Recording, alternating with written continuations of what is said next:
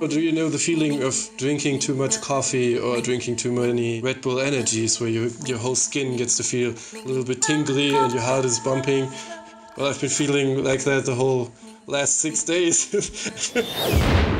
Oh man, here we go, come on, push it, find the dip, here we go, come on, push it, find the dip. Als trader moet je op het juiste moment je kans pakken. Laag kopen en zo hoog mogelijk weer verkopen. And then you make the net income of someone who has a master's degree in 2 hours. Wat als iedereen de markt op gaat?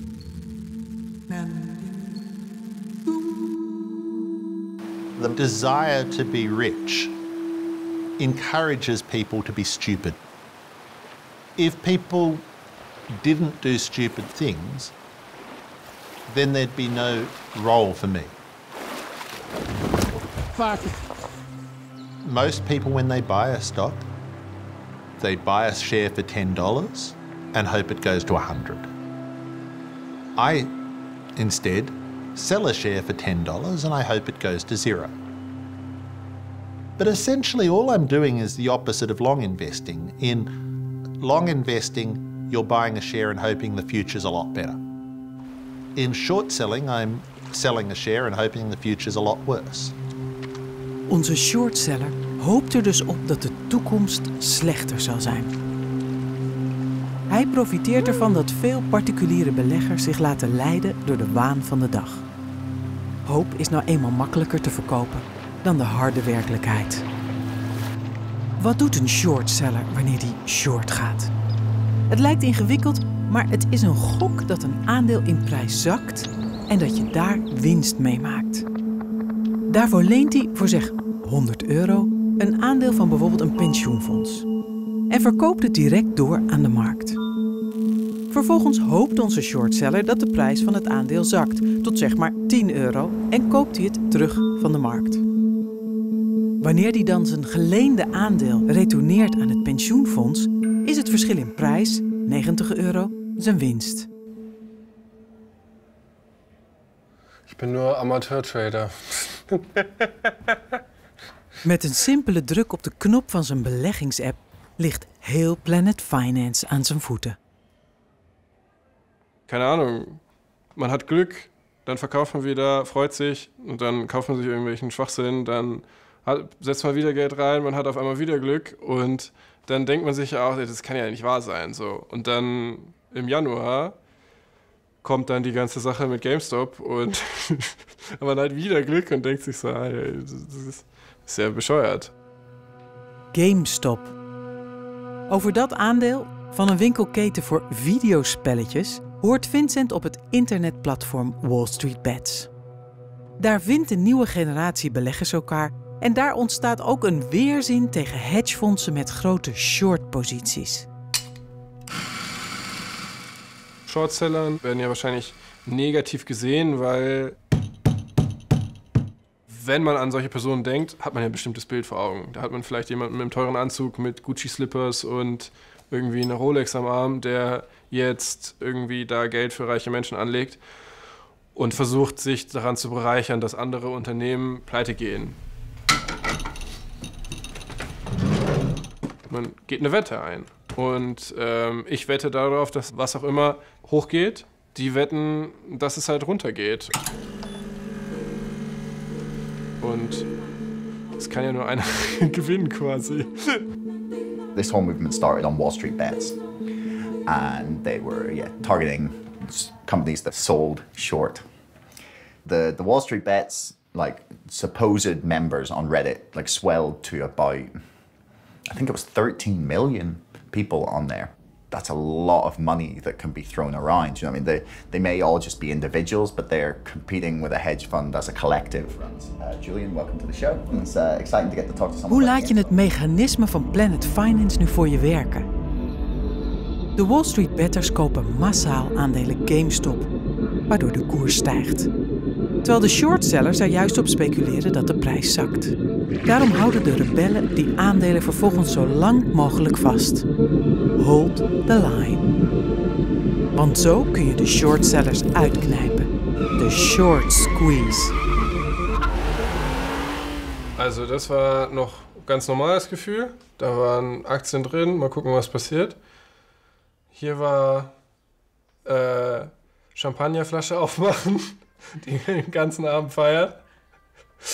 Dann war hier schon mal schlechte Laune. Dann war hier Kaffeemaschine, Motorrad, Mountainbike. Das ist alles hier. I was like, yeah, sign me up. He's like, well, so we're gonna have some fun, make some money, and take down some hedge funds. Well, where do I pay? Like, I find it fascinating how we've moved from like joke to meme to idea to theory to what's actually happening. It's like such a cool like thing to witness, like the evolution of this idea. I've spent my entire like adult life growing up in the shadow of the crash of 2008. Everything has been in the shadow of that because it was so huge. I mean, it kind of wrecked the economy for quite a while. We are the 99%. We're awake now. We know what it's like to be poor and broke. We're all very aware that like things aren't getting better and more prosperous in the way they had for a few generations. The gap between like the rich and poor it just continues to grow, and that's what I mean by the shadow of it. Because normally, what you would like when you got a big crisis like that in previous eras of human history, we would have said, okay, how did we end up with this problem? Let's do something about it. Let's punish the people who were responsible. Let's make some really ironclad laws to make sure it doesn't happen again, and let's like correct the system a little bit, like push it back in the good direction. If you think that there's one thing called Wall Street bets, you're wrong, right? It's a giant poker table with 9 million people that look at it and subscribe, and tens or hundreds of thousands of people who post. And in that hundreds of thousands of people are an enormous number of sharks, tens of thousands of them. Right? Almost every scumbag we know in financial markets in the world is on Wall Street bets. And why wouldn't they be? Right? That's where millions of people are now taking their financial advice. Het plan van de nieuwe generatie beleggers lukt deels. Een aantal grote shortsellers leidt miljarden verliezen. En sommigen gaan zelfs failliet. Yeah. And then a whole bunch of like CEOs and billionaires and hedge fund managers were like on CNBC like crying that they'd lost like their hundreds of millions of dollars. Like, won't somebody please think of the billionaires? Like it was so ridiculous. Toch zijn de rebellen uiteindelijk minder solidair dan gedacht. Wanneer je het spel op Planet Finance probeert mee te spelen, blijkt het toch moeilijk om je aan je idealen vast te houden. Uiteindelijk kiest ook Vincent eieren voor zijn geld en besluit een deel van zijn aandelen te verkopen. Runtergehen, das war einfach ein Scheißgefühl. Da guckt man jeden Tag aufs Handy und guckt die ganze Zeit und denkt wieder, dass es hochgeht. Wann kommt das nächste Mal wieder hoch? Wann geht's wieder hoch? Wann geht's wieder hoch? Und es geht immer weiter runter, immer weiter runter, immer weiter runter. Und dann habe ich da irgendwann noch mal ein bisschen was verkauft. En onze shortseller? Hij keek wel beter uit. Hij was niet short gegaan op GameStop. It was a demonstration of the mania of the crowd at the moment and how easy it was using social media to whip the crowd into a frenzy. Why is it possible to whip any crowd into a frenzy? You appeal to their prejudices, you appeal to their needs, and sometimes the crowd will come with you. You know, here's your opportunity to get back at all these rich people. There's been anti-short seller rhetoric for 400 years, and most of the people doing anti-short seller rhetoric are crooks.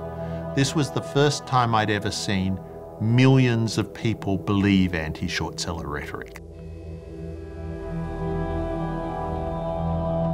Crowds are dangerous. Crowds on the other side of the planet are less dangerous. I'm glad there's a long way between me and the crowd at the moment.